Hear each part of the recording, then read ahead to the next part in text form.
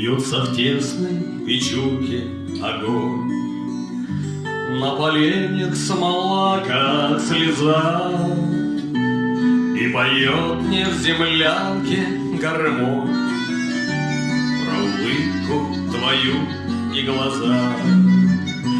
Про тебя мне шептали кусты в белоснежных полях под Москвой. Я хочу, чтобы слышала ты, как тоскует мой голос живой.